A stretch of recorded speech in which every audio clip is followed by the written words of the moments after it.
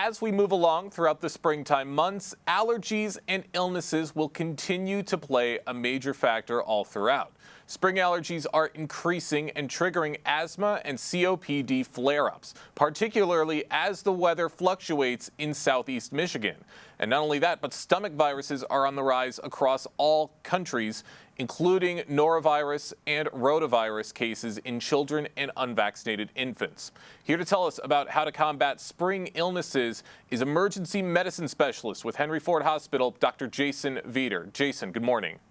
Good morning. How are you? Really good. Really important conversation to get into. Glad you're joining us here on The Splash.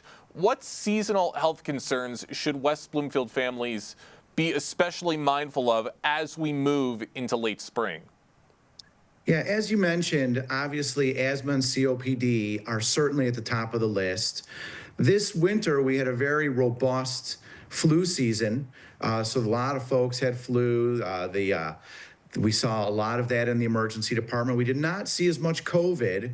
The flu is starting to abate somewhat.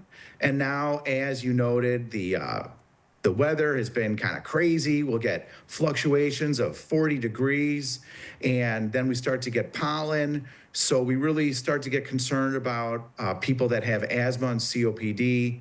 Certainly, we're on the lookout for that. Allergy season is right upon us. So we'll definitely see lots of people with allergies, and there still will be your run-of-the-mill colds and upper respiratory infections. That's right. Lots of things to be on the lookout for a lot of people. I've had asthma issues when I was younger. It's not as bad now that I've gotten older, but I certainly know what a lot of people are dealing with right now. What would you say are some of the top safety recommendations for parents as children become more active outdoors and might have a higher risk of getting some of these illnesses? Yeah, so I mean, first of all, I know we're going to talk about, especially when kids start going outdoors, some of the things I think about in addition to allergies are we want to start making sure that when kids are riding their bikes, they're wearing a helmet. A lot of times parents will put their kids in elbow pads and knee pads, things like that to avoid traumatic injuries. That's really important.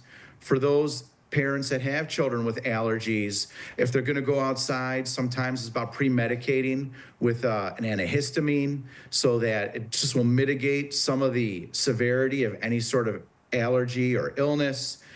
Certainly be aware if you're in an area where there's lots of pollen or there's lots of trees and flowers. Those are areas to avoid as well. And it's crazy to think about because, when I woke up yesterday, it was 39 degrees outside, but it is sunny, and it's time to start thinking about putting on suntan lotion to just protect kids against getting a sunburn or any sort of heat-related illness. Michigan weather at its finest. It can go from 30 degrees to 70 degrees just with the snap of a finger. And Absolutely. with a lot of these spring allergies coming forward, a lot of lingering respiratory infections can have like very similar symptoms to just basic spring allergies. So how can West Bloomfield residents distinguish between the symptoms of spring allergies and a lingering infection? That's a great question. So generally speaking, when you have an upper respiratory infection, it's going to last about 7 to 10 days. Sometimes a cough will linger, but then it'll go away. Allergies will frequently last much longer. Allergies, as people know, you'll get watery eyes or a runny nose. You might feel kind of itchy. When you have an infection, you can frequently get a fever. You might get body aches. You might notice a discoloration to any sort of, if your nose is running or any mucus. So those are good ways to differentiate an allergy versus an infection. If you have something that's just not going away, it's more likely an allergy. You can always trial an antihistamine like Zyrtec or Allegra or Benadryl and see if that makes you feel better. If that kind of medication makes you feel better, then you're more likely looking at an allergic reaction versus an infection. All very important things to keep in mind. Now, has the Henry Ford Hospital, even the one in West Bloomfield, have they seen an increase in ER visits due to dehydration or outdoor-related injuries as of late? So we're a little early in the season for that. Definitely as school gets out, which isn't too far away. I know my children can give me a daily count of how many days are left. As you know, kids are getting more active outside, then we start to worry about more traumatic injuries, kids falling, bike injuries, things like that. We worry about, like you said, dehydration or heat-related illness. When it gets really hot, it'll be important to make sure that your kids or people that work outside, people that are exposed for long periods of time in the sun, are making sure that they're staying cool, drinking water, wearing loose-fitting clothing, and taking time to get inside or to an area that will allow you to cool down so you don't get sick from being exposed to heat for too long.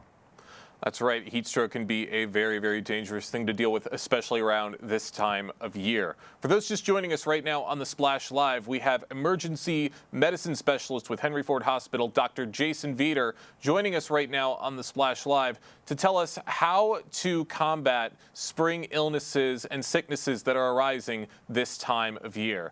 Now, Jason, what preventative steps can residents take at home or in schools to curb the spread of things like stomach bugs and viral infections to make sure those aren't an issue for anybody?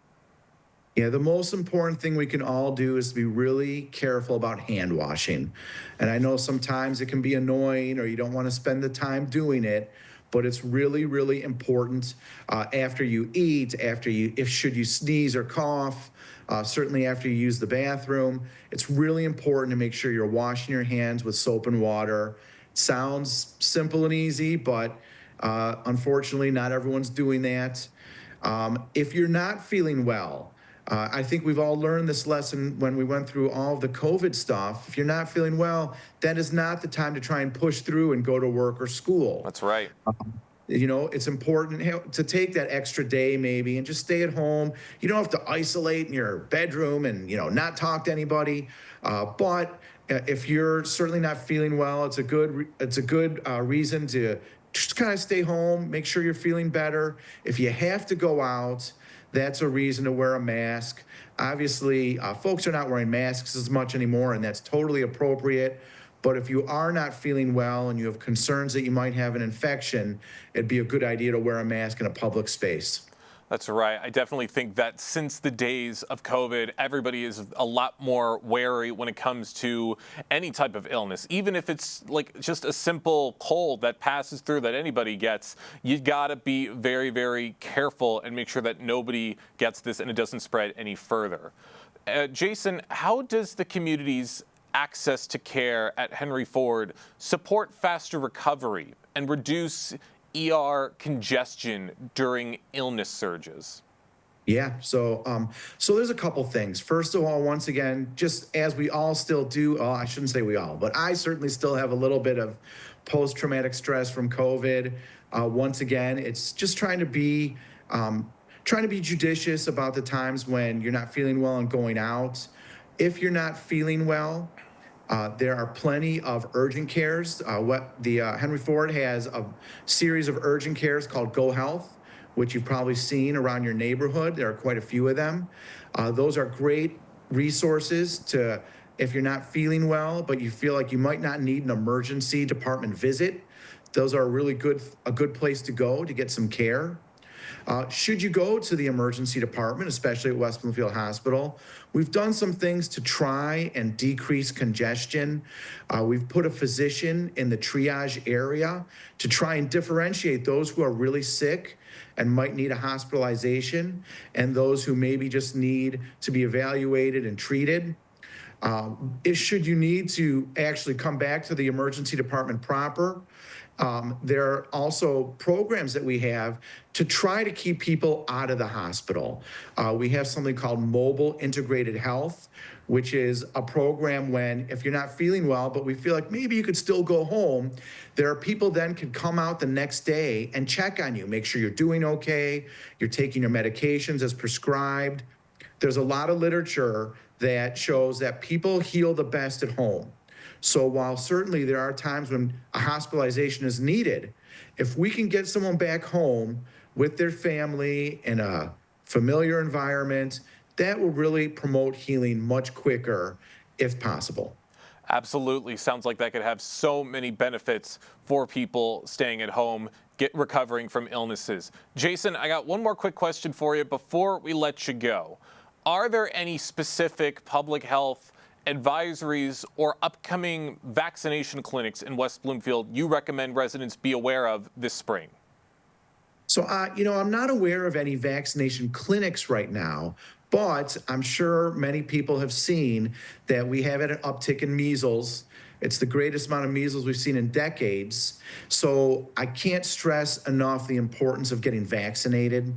Certainly, your primary care physician can help with that, or our Department of Public Health, because it's critically important that we make sure that we're vaccinated so that we really decrease these preventable illnesses that we're now seeing an uptick. That's right. Important things to be aware of all throughout this illness season. Dr. Vieder, thank you so much for joining us today here on The Splash Live. It's my pleasure.